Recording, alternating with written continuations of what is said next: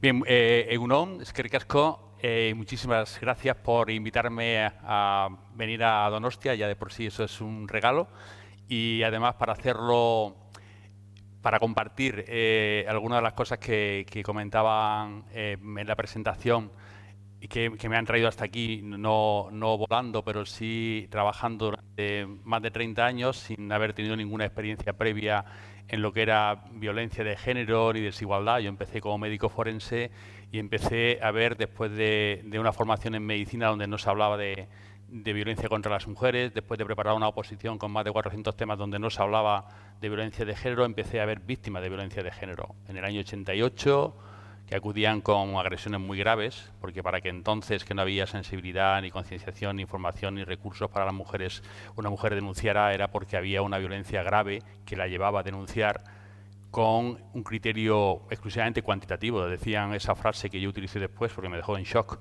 para titular un libro, me decía: mi marido me pega lo normal, pero hoy se ha pasado, ¿no? Entonces no había una crítica a la violencia, sino había una crítica a la cantidad de violencia. Ojo, eso que nos parece muy lejano está presente hoy. Por ejemplo, en el estudio del Centro Reina Sofía sobre juventud y violencia, en el año 2021, un 15,3% de los chicos dice que si la violencia no es grave, no es un problema para la relación de pareja. De nuevo se cuestiona la cantidad de violencia, si no es grave, no la violencia, que sí tiene un espacio, ¿no?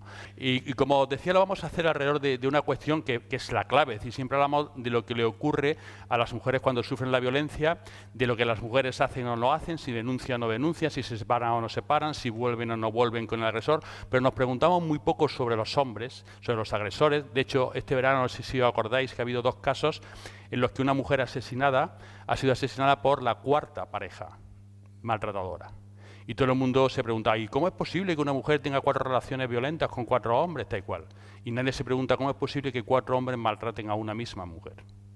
¿Cuántos hombres hay maltratando en nuestra sociedad para que 4 de manera aleatoria e independiente terminen maltratando a la misma mujer, ¿no?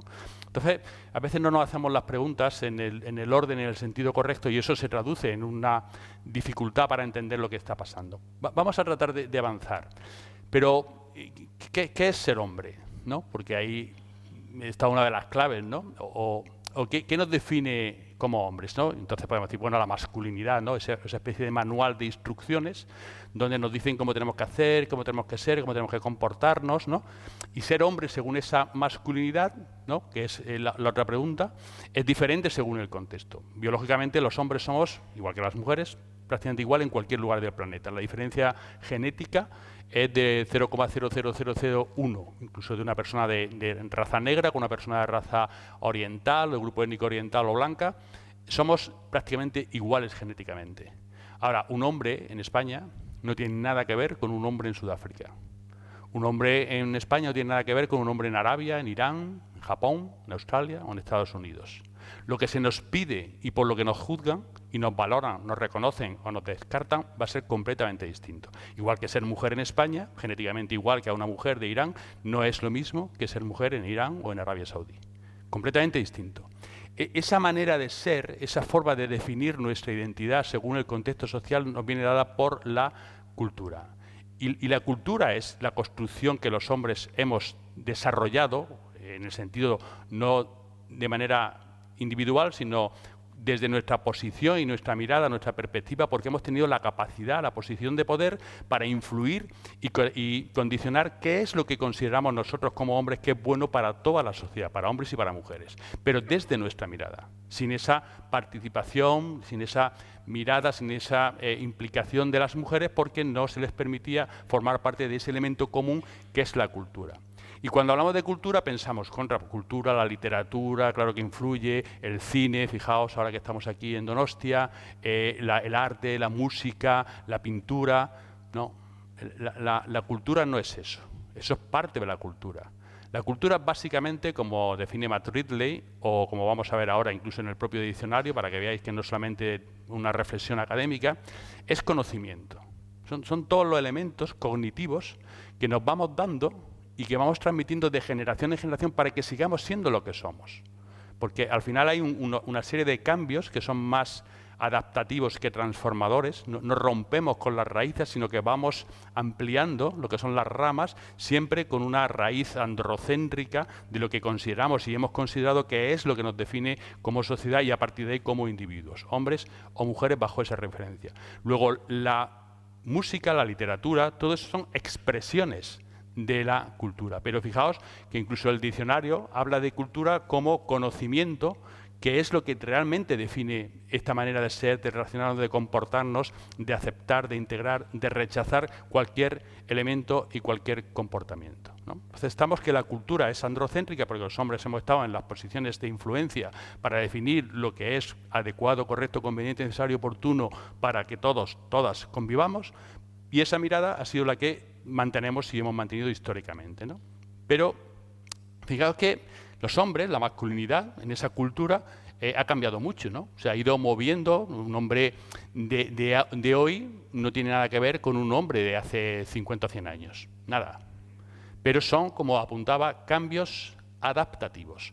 Cambiamos cuando nos obligan a cambiar, cuando las circunstancias nos dicen, oye, que no se puede seguir siendo hombre de esa manera, que te vamos a señalar como machista, entendiendo el machismo bajo ese concepto reduccionista de conductas que superan el umbral considerado como normal, como adecuado, como aceptable. Entonces, si antes decíamos, no sé si recordáis los sketches estos de Martes y 13, ¿no?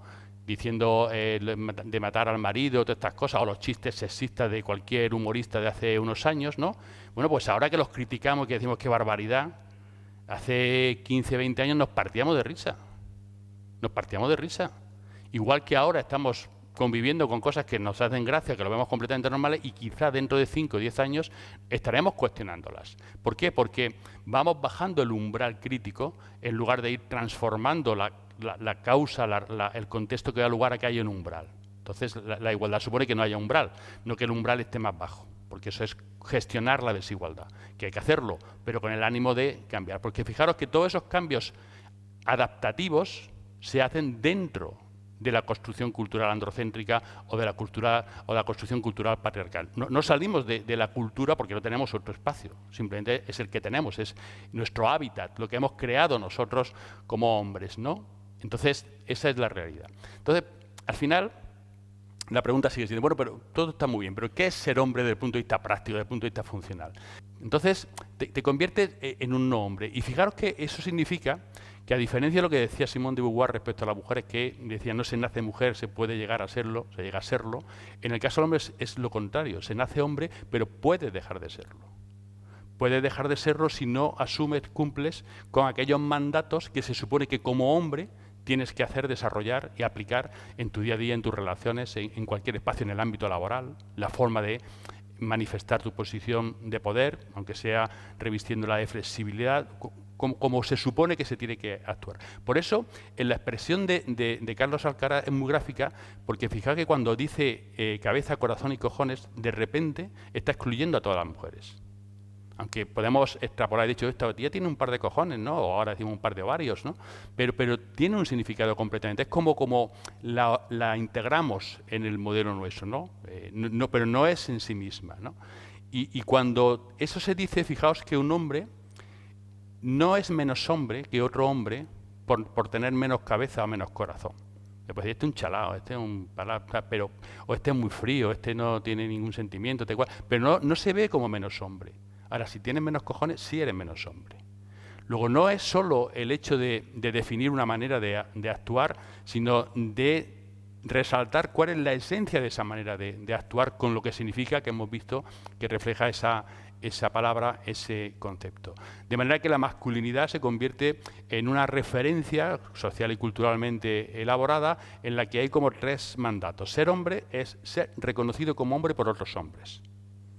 No vale ser hombre biológicamente ni ser hombre para las mujeres, no. Tienes que ser hombre reconocido por los tuyos. Con lo cual, entre los hombres siempre hay una especie de competición muy masculina, pero incluso para intentar subir peldaños entre el concepto masculino, entre la virilidad, la hombría, entre las referencias que nos definen como hombres. Fijaros que es muy típico cuando hay algún conflicto entre hombres, algún enfrentamiento. ¿Qué nos decimos los hombres? Si eres hombre, ven aquí. Si eres hombre, dímelo a la cara. Si eres hombre, sal a la calle. Estamos cuestionando su hombría. Porque de ese conflicto, de ese enfrentamiento, yo puedo salir potenciado como hombre si venzo en ese conflicto, en ese enfrentamiento, ¿no? Y son situaciones que están presentes y que tenemos que saber gestionar no solo en la manera de abordarlas, sino en su significado para intentar reconducir muchas cosas que hay detrás de que eso se llegue a plantear, ¿no? Ese tipo de reconocimiento que nos llevan a comportarnos, a no ser mujer, no ser cobarde, no ser gallina, no ser ese tipo de elementos, ¿no? A no vincularnos con cualquier cosa femenina. Por supuesto, los hombres no lloran, con el color rosa. Sigue habiendo muchísimos hombres en la Facultad de Medicina de Granada que dice que no soporta, me dicen, yo me pongo el color rosa, y hay gente que dice, no soporto un hombre con el color rosa. Bueno, ya está. Y luego, por supuesto, en mantener, velar por la ley y el orden, porque todo se mantenga dentro de esa referencia que ahora está muy de actualidad, porque el machismo ha ocupado un peso especial dentro del ámbito de la política también, ¿no? Un machismo explícito que lo puso muy de moda Donald Trump precisamente, ¿no? Hoy no podemos profundizar en esa línea, pero está ahí. Y fijaos que todo esto que estamos hablando, que queda aquí gracioso, que simpático, que tal cual, no, esto es mucho más complicado, porque la cultura es una construcción de poder, para acumular más poder. No es una construcción de poder y ya, no, para acumular progresivamente más poder. Empezó como sexismo, porque la primera referencia en el Neolítico, hace de 1000 años, fue la diferencia, yo soy hombre, tú eres mujer. Éramos grupos de población de no más de 15 o 20 personas, que íbamos de una manera errante de un lado para otro, buscando raíces, cazando animales, hasta que en el Neolítico empezamos a cultivar la tierra, a cuidar a los animales y a poder asentarnos, a poder crecer como sociedad, a poder tener más hijos, más hijas. Todo eso hace que los hombres controlen a las mujeres, porque ahora sí me interesa que mi acumulación de riqueza, los excedentes de la producción agrícola, pasen a los míos. Entonces se controla. Dice, yo soy hombre, tú eres mujer, tú eres diferente a mí, porque yo soy hombre y tú eres mujer, e inferior. Esa es la clave. Y a partir de ahí, esa es la clave del machismo, de la construcción cultural androcéntrica. El diferente no solo es diferente e inferior. Yo soy blanco, tú eres negro, tú eres diferente e inferior. Yo soy nacional, tú eres extranjero, tú eres diferente e inferior. Yo soy heterosexual, tú eres homosexual, tú eres diferente e inferior. El modelo de la desigualdad que existe ahora en muchísimos ámbitos nace de la construcción inicial sobre la referencia hombre-mujer. Por eso es la esencia de la construcción cultural androcéntrica y nunca podemos olvidarlo, ¿no? Por lo tanto, se construye ese elemento, esa cultura de poder y se lleva a cabo, se va manifestando. Pero ¿qué es lo que está pasando cada vez más? Que se está produciendo una transformación cultural, no solo cambios adaptativos que obliguen a tomar reacciones, no, transformación cultural. Y fijaros de manera muy gráfica y objetiva. En la Unión Europea, en el año 2010, se crea el índice para la igualdad de género, que a través de una serie de dominios, de dinero, empoderamiento, salud, acceso al trabajo, de hombres y mujeres, y se va viendo la evolución. Entonces, desde el 2010 hasta el 2023, ahora en octubre se presenta el de 2024, por ejemplo en España, la Unión Europea también ha subido, en España ha subido 10 puntos. Ahora mismo somos el cuarto país con una situación más igualitaria según este índice, ¿no? Bueno, es decir, hay un cambio a favor de la igualdad objetivo y expresado en cualquier acontecimiento. Aquí mismo en la sala estamos viendo la proporción de hombres y mujeres, cosa que hace 15 o 20 años sería casi imposible de imaginar, ¿no? Todo eso va cambiando, ¿no? ¿Y cómo se percibe ese cambio en quien construye su normalidad? Porque la cultura al final es normalidad, sobre la desigualdad y la referencia de los hombres y de lo masculino como criterio. ¿Cómo se percibe? Pues se percibe como una especie de ataque, como una guerra, y hablan de guerra cultural, que no es algo que deducimos, sino que ellos han planteado que el problema es que estamos en una guerra cultural, que estas transformaciones lo que están haciendo es acabar con nuestra identidad, con nuestra cultura, con nuestra tradición, con nuestra costumbre, con nuestras creencias, y que por lo tanto estamos dejando de ser lo que hemos sido. Y a partir de ahí hay una serie de respuestas y el feminismo, que es un movimiento, un pensamiento, activismo emancipador para conseguir la igualdad. Destino final, la igualdad. No la superioridad de las mujeres, la igualdad. un derecho humano, no un invento, un derecho humano que todavía no se cumple. Bueno, pues el feminismo lo que pretende es perjudicar a los hombres.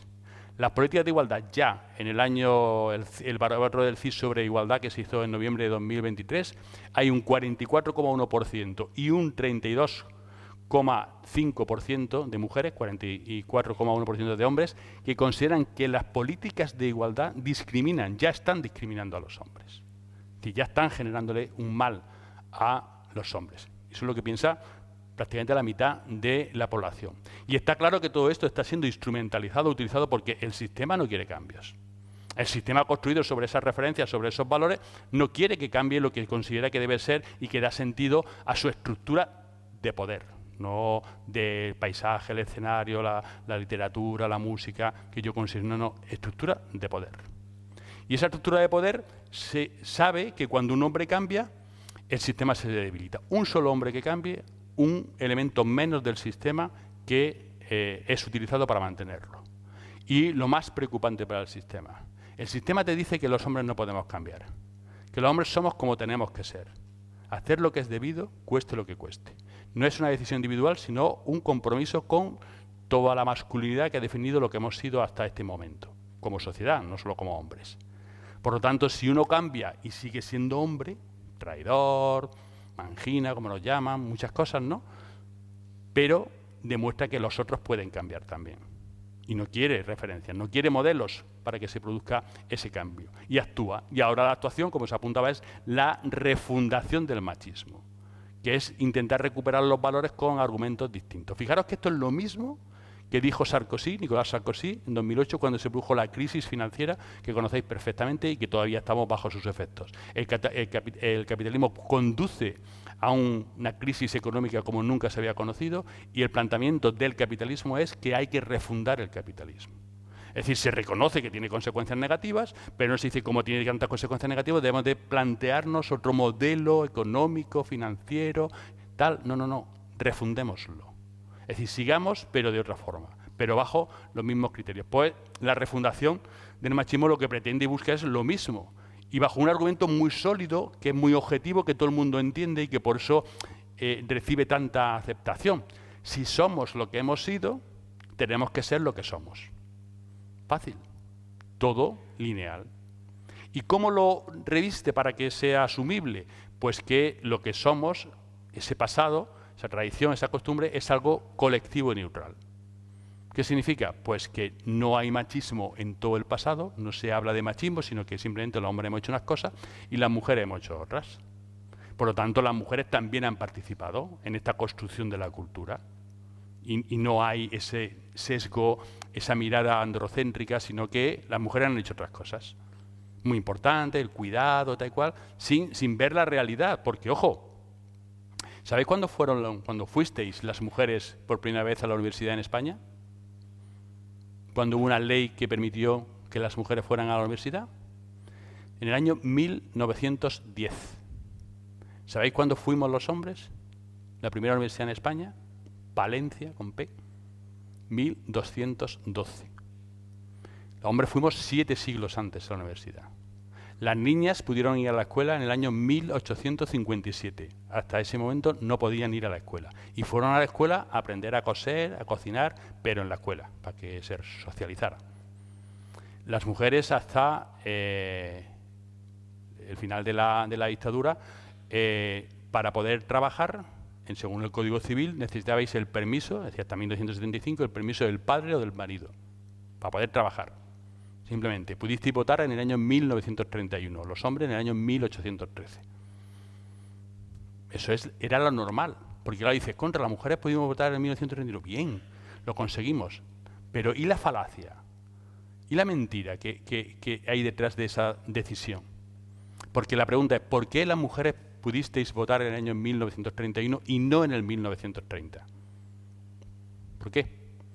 En el 31 pasó un cometa que lanzó una radiación gamma que hubo influencia en las neuronas cerebrales de las mujeres que a partir de ahí cogieron trascendencia, visión de futuro. No pasó nada. No pasó absolutamente nada. Solo que se rompió el límite artificial que esa cultura, construcción androcéntrica, había establecido para que las mujeres no votaran. Luego, todo esto demuestra que la construcción que sigue jugando con la desigualdad es falaz. Es mentira, no hay nada que justifique todo este tipo de desigualdades, nada. Es una mirada masculina que decide y que intenta mantener esas posiciones de poder y privilegio, de ventaja, para beneficiar a sí mismo y al modelo. Más al modelo que a sí mismos, porque los hombres también pagamos un precio en todo esto, y lo vamos a ver, ¿no? Entonces, esa es la situación, y fijaos que ahora está en una situación muy parecida, es decir, se está mezclando todo esto para, digamos, potenciar el argumento conservador. Somos lo que hemos sido, tenemos que ser lo que somos. Continuidad, conservadurismo, no solo político, sino social y cultural. Y eso es lo que está haciendo subir mucho la ultraderecha, porque coge ese argumento como esencia de todo su papel, y en Estados Unidos, por ejemplo, hay un análisis, el otro día leí uno, por eso lo traigo, muy interesante, bueno, lo voy a decir que queda muy pedante, ahí está, que dice y que se aplica a la masculinidad perfectamente. ¿Qué está pasando? Es decir, que los hombres que se consideran autores de la cultura se sienten extraños en su propia cultura, se sienten que no tienen cabida, se sienten que están siendo discriminados, que están siendo empujados de su cultura, de su casa, con lo cual están generando reacciones y posicionamientos para defender su cultura, su casa, su posición individual. Hay un cambio, antes se percibía y se dice, ojo, si tú eres hombre y tienes unos privilegios, si rompes con esa manera de entender la masculinidad y pierdes privilegios, al final la percepción que tú tienes de entrada es que pierdes. Porque ya no vas a abusar del tiempo, ya no vas a abusar de tu criterio, ya no vas a abusar del valor de tu palabra, sino que ya tienes que utilizar otro tipo de cosas distintas. Entonces, esa situación, en lugar de verla solo como pérdida, que ya de por sí era difícil de gestionar, ahora se ve como robo, me lo han quitado. No es que yo lo he perdido porque la situación era injusta, sino que me lo han quitado. ¿Por qué? Pues por culpa de las mujeres, del feminismo, de los inmigrantes que vienen a quitarnos el trabajo, de los grupos LGTBIQ+, todo ese tipo de cosas se perciben como que hay responsables que hacen que tú no puedas acceder a lo que según tu propia construcción cultural te corresponde. Entonces aparece la paradoja del orgullo, que viene a decir, ojo, si yo soy hombre blanco heterosexual, es decir, si tengo todas las condiciones del sistema de poder para tener reconocimiento, ¿cómo es que no tengo reconocimiento? ¿Cómo es que estoy en el paro? ¿Cómo es que no puedo ascender en la empresa y sube una compañera o le dan el puesto a fulanita? Entonces hay una situación que dice, contra el sistema está mal, culpa de tal y cual, pero yo me siento fracasado. Y entonces aparece la victimización de los hombres, que es un elemento que aglutina muchas de las movilizaciones y las visiones críticas sobre la igualdad, etcétera, etcétera. Luego todo eso está pasando ahora, y está pasando ahora con impacto político, no solo social, identitario, de análisis, sino con trascendencia para que quienes hagan las políticas las hagan con la idea de reforzar todo lo que estamos comentando, de esa vuelta, de esa refundación del machismo sobre los valores tradicionales. Entonces se pide a los hombres que seamos hombres, que nos dejemos de tonterías, que los hombres somos hombres, no somos mujeres. No tenemos que llorar, ni mostrar sentimientos, ni renunciar a aquello que nuestro cuerpo y nuestra experiencia nos pide. Hay que ser hombres. Las mujeres son distintas. Y se pide ser hombre por determinación. Y se pide potenciar lo masculino, entre otras cosas, la testosterona.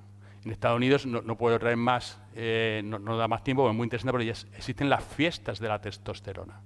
Son fiestas donde se consumen sustancias no tóxicas, sino zumos, frutas, se hacen ejercicios, tal, para aumentar la testosterona. Vamos, que tú vas a una fiesta y te toman sangre a la entrada, en vez de pedirte el carnet de identidad, toman sangre a la entrada, te miden la testosterona y luego cuando vas a salir te la miden otra vez a ver cómo te ha subido la testosterona. En vez de la bilirrubina, la testosterona. Entonces, fijaos que tanto desde el punto de vista social como desde el punto de vista individual, está claro que en estas circunstancias, hemos visto las reacciones, las consecuencias, que los hombres tenemos un problema. Pero ese problema se expresa de muchas formas, para que lo veáis. Hombres y violencia. Fijaos, el 95% de todos los homicidios que se cometen en el planeta, según Naciones Unidas, un informe mundial de homicidios, lo cometen hombres. El 81% de todas las víctimas de homicidios del planeta son hombres. Si los hombres y la violencia estamos tan vinculados en cualquier espacio que somos los que más asesinamos y los que más somos asesinados. El 93% de las personas de todo el planeta que están en prisión son hombres. Luego hay circunstancias en nuestra manera de ser hombre, cueste lo que cueste, que nos está llevando a usar la violencia, porque la violencia está dentro de lo que cueste, todo lo que cueste, y nos terminan unos asesinados y otros en prisión en proporciones terribles, como estamos viendo. Pero es que cuando hablamos de suicidio, el 75% de todos los suicidios que se cometen en el planeta, que son más de 800.000, ya estamos cerca de 1 millón, el 75% somos hombres. Y somos hombres porque nuestra manera de entender la masculinidad nos hace sentirnos fracasados. Acordaos lo que hablamos de la paradoja del orgullo, como yo tengo todo para ser hombre de éxito y no lo soy, pues entonces me siento con baja autoestima, no reconocido, desplazado, tal, y no pido ayuda, porque ese pedir ayuda es de poco hombre, ¿no? Entonces, ¿qué ocurre? Pues que el suicidio se contempla como una salida noble para ese hombre que se enfrenta, incluso con el precio de su vida, ante el problema determinado. Luego, más muertes por homicidio, más muertes por suicidio, menos salud, menos vida media, y que está estudiado cada vez más los hombres no vamos a consultas médicas, vamos tarde, cuando vamos tarde y nos mandan un tratamiento no lo seguimos, es una tontería, ¿no? Hay un anuncio, no sé si lo habéis visto en televisión, de un niño que va creciendo en distintas épocas de su vida, Carlitos, de Carlitos se cae en el colegio, van a cogerlo, no pasa nada. Se cae después cuando es adolescente jugando a fútbol, no pasa nada. Después está un día en el trabajo así con cara preocupado, un comedor, dice, ¿qué te pasa, Carlos? No pasa nada. Y está en una consulta médica y dice, tal, y dice, no pasa nada. Y dice la médica, sí pasa. Claro que pasa. Una cosa grave. Y pasa eso, que creemos que nuestra fortaleza biológica va a resolver todos los problemas, ¿no? Y luego también asumimos más riesgos. Somos los principales víctimas de los accidentes de tráfico y somos las principales víctimas. El 95% de todas las víctimas mortales de accidentes laborales somos hombres. Luego, efectivamente, ¿es eso lo que queremos? ¿Es eso lo que queremos para nosotros? ¿Es eso lo que queremos para nuestros hijos? Yo soy padre de 2 hijos. 2. Durante mi carrera profesional me he encontrado con muchísima gente, bueno, no tanta, bastante, que me han dicho, Miguel, que tu trabajo, gracias por tu trabajo, enhorabuena, tal y cual, es que yo soy padre de 2 hijas, o yo soy madre de 2 hijas, y no quiero que ninguna de mis hijas sea maltratada o sea violada, así que muchas gracias, sigue trabajando, tal y cual. Bien, genial, un poco instrumental, pero bien. Entonces, los hombres tenemos un problema, ese problema. Y el problema que tenemos los hombres no son las mujeres, ni en la igualdad, ni muchísimo menos. El problema que tenemos los hombres somos los hombres. Pero no los hombres a título individual, ni siquiera el grupo de hombres en una reunión o en un contexto determinado, sino esa masculinidad que nos dice cómo tenemos que ser hombres y cómo somos reconocidos o cómo buscamos ser reconocidos a través de esa masculinidad, de esa manera de ser hombre que define la cultura de hombres, androcéntrica. Por lo tanto, ese es el reto. Somos libres. Aquí no se trata de dar una lista de sí y no, de mandar tareas a casa y que luego me mandáis un correo. ¿Está bien, profe? No. Tenéis que reflexionar y tenéis que decidir. Y tenéis que pensar. ¿Y qué hay detrás de todo esto? Porque la transformación cultural a favor de la igualdad se está produciendo y es inevitable, ¿eh? Esto no se va a parar. No se va a parar. Entonces, tenemos que ver la posición de cada uno. Me ha sorprendido los datos que has dado. El 95% de los homicidios lo cometen hombres, el 93% están en prisión. Parece que hay un nexo entre hombre y violencia. ¿Es solamente cultural el origen? Totalmente. Ahí hablan que hay un 20% de influencia biológica y un 80% sociocultural. Y lo biológico no es determinante, sino que es facilitador. Es decir, cuando hablamos de violencia, los trabajos de Maxine y Whitehead, por ejemplo, hablan de crimen racional. La violencia es una decisión construida sobre una motivación a través de una planificación para lograr un objetivo. No es una pérdida de control, es la utilización del control para tal. Puede haber más carga emocional, puede haber más impulsividad en la forma de llevarla a cabo, pero al final hay una coherencia entre lo que el agresor produce y lo que iba buscando al producirlo. No hay una pérdida de control ni un escenario distinto al que él esperaba. De hecho, yo formo parte del grupo de expertos y expertas del Consejo General del Poder Judicial y cuando analizamos las sentencias por homicidio, todas, Yo analizo la parte forense, porque soy el único forense, y no hay problemas de alcohol, ni problemas de trastornos mentales, sino son hombres que deciden matar a la mujer, por ejemplo. Y en otros tipos de crímenes también. Es decir, lo de la mujer siempre genera ese miedo que nos da enfrentarnos a la violencia de género, ¿no? Y ponemos muchas más excusas, muchos más estereotipos, pero en general los asesinos asesinan porque deciden asesinar. Y porque se benefician. La mayoría de los asesinatos son en ambientes delincuenciales, criminales. Es decir, contextos donde previamente se han construido con la violencia para usar la violencia. Excepto la violencia de género y alguna otra más que no están dentro de ese tipo de contexto criminal, porque la violencia de género se produce en una relación de pareja que no tiene nada que ver con la delincuencia. Y se produce. Se produce tanto que supone... En España se asesinan de media 60 mujeres cada año, de media. 60 mujeres. ¿Sabéis cuántas personas son asesinadas en España en conjunto? Todos los homicidios que son en España, incluyendo a las mujeres asesinadas. 300. De los países más seguros del planeta. Bueno, pues pensad que de 300 homicidios, 60, el 20% son mujeres en sus casas, sin ninguna vinculación con la criminalidad. Es el grupo de población homogéneo, definido por unas características comunes, mujer en una relación de pareja actual o pasada, que sufre más violencia de toda la sociedad. Ni siquiera los grupos criminales, terroristas, narcotraficantes sufren 60 homicidios todos los años. Y el grupo más criminal de toda la sociedad es un hombre en una relación de pareja actual o pasada. El 58% de todos los homicidios que sufren las mujeres en el planeta, de todos, por cualquier causa, un atentado terrorista, un robo, un ajuste de cuentas, ataque étnico, cualquiera, el 58%, más de la mitad de los homicidios que sufren las mujeres en el planeta, llevadas a cabo por su pareja o expareja, 34%, o por un hombre de la familia, 24%. El lugar de más riesgo para una mujer es el hogar. Pues esa es nuestra realidad. Esa es nuestra realidad. ¿Qué hacemos? Y es sociocultural. Al final, un hombre, en sentido tradicional, se da cuenta de que es abuelo de alguien, padre de alguien y amigo de alguien.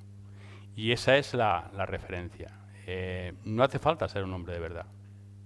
Basta con ser hombre. Con ser hombre con todo lo que significa en todos los planos, no solo en el plano referencial, cultural, de ascender, de ser reconocido, tener poder, sino de comportarse como nos comportamos cuando tenemos la oportunidad de hacerlo. Fijaos que esto es parecido a lo que se utilizó con el lema de la Oral Kusha cuando es libreta o maleta. Aquí o aprendemos y nos implicamos en la otra manera de ser hombre, o al final no vamos a tener espacio en una sociedad que va a cambiar y que está cambiando a favor de la igualdad por propia coherencia y consecuencia. No porque haya un activismo en contra de los hombres y en contra de nada, sino porque el ser humano siempre tiene un sentido, unos ideales que nunca nadie ha podido evitar que sean el estímulo de nuestras actuaciones y decisiones. Ni siquiera las dictaduras más opresoras han acabado con el ideal de libertad, con el ideal de justicia, con el ideal de dignidad, y nunca van a acabar con el ideal de igualdad. Es que forma parte de nuestra manera de ser y entendernos en la convivencia social. Por lo tanto, lo importante es ser capaces de dar esos pasos y entender que no hay neutralidad. Que estos hombres que te dicen con mucha vergüenza, yo no soy machista, yo no soy maltratador. ¿Vale? Si tú no haces algo para dejar que todo lo que está pasando, aunque tú no seas protagonista directo de lo que suceda, deje de pasar, estás permitiendo con tu pasividad que siga ocurriendo. Porque primero, para no ser machista hay que dejar de ser machista. No es un enunciado, es un compromiso.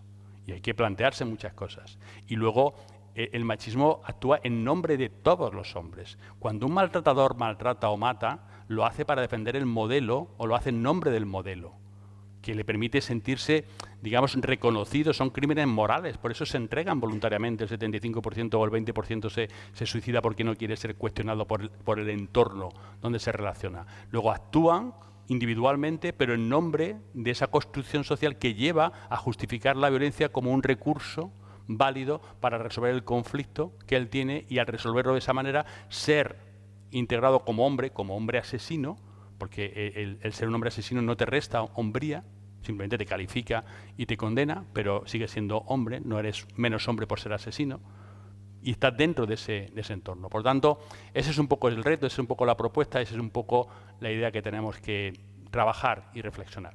Muchas gracias. Eskerrik asko.